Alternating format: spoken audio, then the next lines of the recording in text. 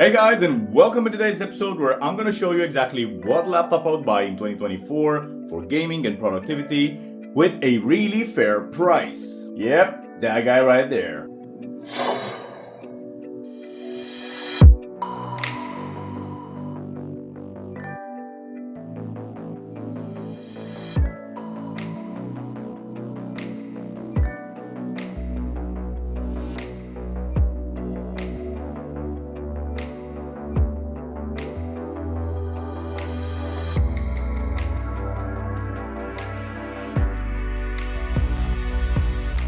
So this right here is basically the ASUS ROG G16 Strix. This is the 2023 model, and I think for the price point they're asking, it is actually going to offer you a lot of performance for a quite decent overall package. So design-wise, this laptop, it's actually fairly okay. It's all made out of plastic, so don't expect any sort of aluminum on it, but it actually manages to look quite good. And this top side plastic here actually feels quite nice. I would say it feels a bit rubberized, although it isn't, but it definitely feels quite right. The trackpad is absolutely amazing. It is quite big and very, very useful, and that's really nice as well. And they did try something, well, a bit new-ish on this keyboard layout. I do love the overall true and beaten path of the keyboard for this ASUS product, but they did try to have these keys right here, which are see-through, as you can see.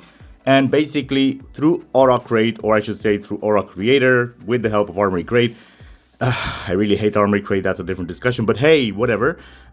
You can actually control, because there are 4 zones here of a RGB, so definitely you can customize your layout of your preferred presets and stuff like that. So you can definitely go in there and go wild and nuts with all of your LEDs, because you have this light bar over here, which actually manages to look quite cool. But if you want to use it in some dark setups, then definitely, you would want to turn it off. And definitely you can turn it off with the help of Armory Crate right here and Aura Creator. So definitely customization is definitely a plus on this laptop, because you can definitely take control of all the lighting situation on this laptop, and that's fairly nice and usable and well, good to see. The overall build quality of the laptop right here, it is definitely nice. Even though it's made out of plastic, it doesn't feel flimsy whatsoever. You can definitely close and open the lid one-handed. This being, of course, a laptop that weighs in at around 2.4 kilograms. So, it's not on the lightweight side,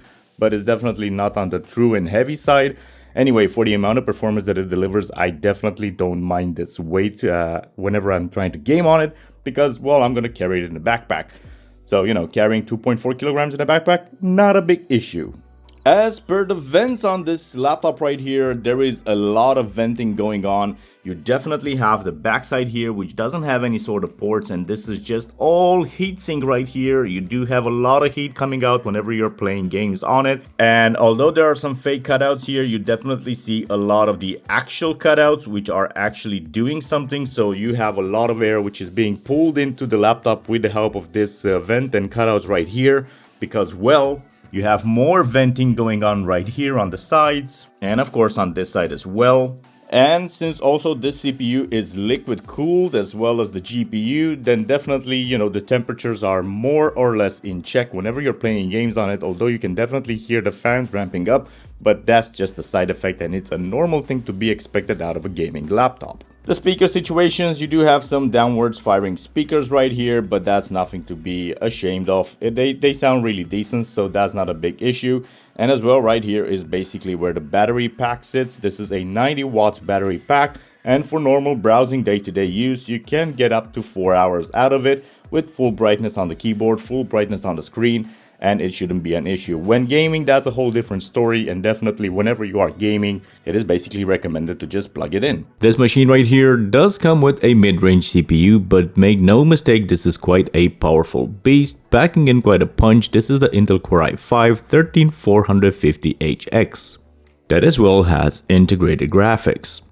Alongside the CPU, you also have a very nice combo with its GeForce RTX 4060, packing in 8GB of GDDR6 memory, which is also quite good. Together with its 4800 MHz of 16GB DDR5, complete the package for overall a great performance in games and productivity, and of course all of your day-to-day needs.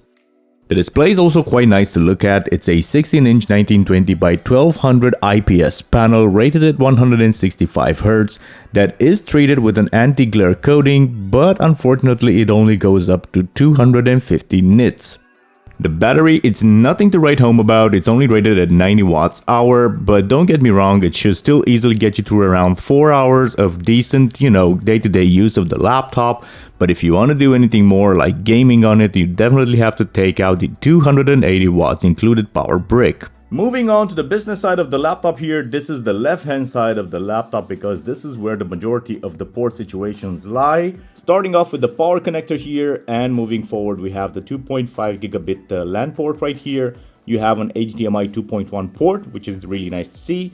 Then moving forward, you have a Thunderbolt 4 port. And right next to it, you have a USB Type-C. This is a 3.2 Gen 2 port.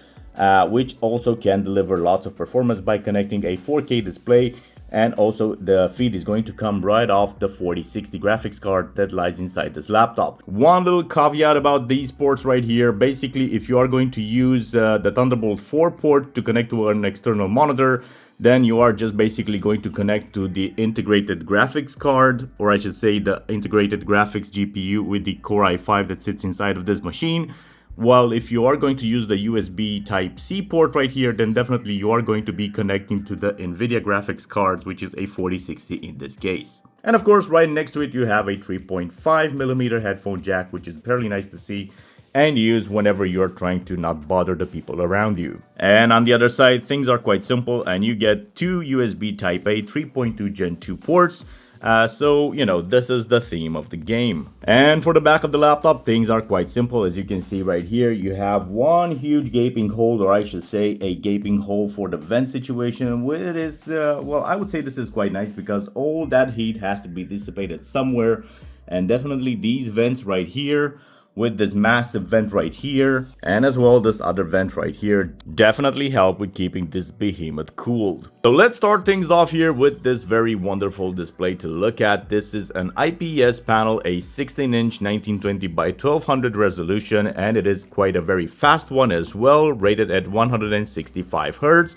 So it is a true gamer's, delight. And not only that, but I definitely like the fact that this is treated for, with an anti-glare coating, and it definitely does a very good job, or I would say an okay job. This is a very, very bright light here shining directly on the laptop. And, you can still see whatever is going on in there. So that's pretty nice to see. It is rated at 250 nits, so it's definitely not the brightest, but it's not the dimmest one out there either, so it is doing an okay job. And also something very amazing about this display panel right here, it's off-axis viewing angle. So as you can see, let's do a quick test here. If we are trying to look at this video from, the top-down view, we can still see something, although we are just on top of the display there, and you can still make out something, as you can see, and that's fairly nice and okay. And also from the sides here, moving to the sides, you can actually see, that's the anti-glare we were talking about, but you can still see something in the screen right there, which is, quite acceptable considering the extreme angle, and you wouldn't probably be using your laptop like this anyway. So you might be thinking to yourself, okay, on paper it looks rather cool, it looks rather nice in hand as a design, but how well does it handle games? So let's see those FPS, and let's see those temperatures, and let's see that juicy performance. Yes, indeed, this is out on purpose because you'll be doing me a great solid and you'll be greatly appreciated. It's free. Just hit that subscribe button down there and ring that notification bell as well, so that of course you don't miss out any future videos. It really helps out with the YouTube algorithm, and don't forget to leave your thoughts and comments down in the box below. I always do my best to go through each and every one of them, and I really appreciate the effort. For the sake of the field of view, I'm just going to be sticking with my Bluetooth keyboard right here, the Corsair K100, and of course a Bluetooth mouse. And without further ado, let's jump into the performance of Cyberpunk 2077 right here. And as you can hear already, the fans are ramping up quite a lot already just by being inside the menu. So moving on to the graphics situation here, we have ray tracing set on Ultra, DLSS Super Resolution is set to on. Of course, we have DLSS frame generation on. That's because we are using a 40 series graphics cards. on this body right here. So that's nice to see. The overall textures are set to high, and basically ray tracing is on, except for the path ray tracing and the path ray tracing in photo mode. Everything is set on high and ultra as much as it would go. And of course that video resolution is at full screen, and as I've said before, the screen has a 1920 by 1200 aspect ratio. So this being said, let's just jump into the game here and see how well it performs. So straight off the bat, the performance is absolutely impeccable in Cyberpunk 2077. Mind you, I am running Phantom Liberty with the latest patch installed up in here, so definitely any sort of bugs should have been ironed out by now. And as you can see, the performance is actually quite good. We're hovering at around 80 FPS. Definitely there is no input lag. It runs buttery smooth. You can definitely hear the fans, of course, but overall the temperature seems to be in check, with the CPU sitting at around 80 C, which is not bad, not terrible. It's actually quite okay. And I would say those fans, alongside with the liquid cooled solutions they had found for this laptop right here, does a decent job to keep everything under control. Even though we have spikes of occasional 89C, it is still not a terrible thing to see on a gaming laptop doing this well with this graphical load on it, so I'm pretty happy.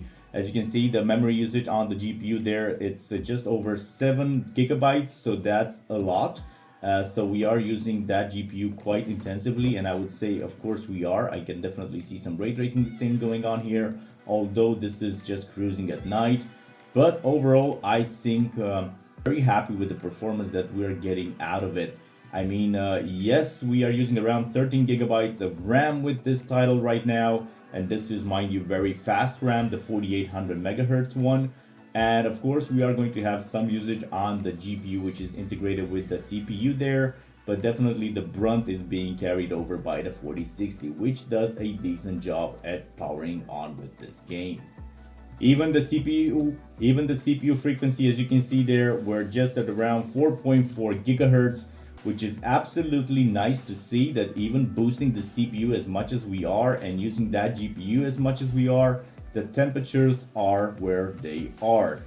So bravo to you, ASUS. I think that overall the cooling solution is quite decent. And you know what? For the amount of performance we are getting, I would say that the fan noise is not that bad. I mean, take a listen.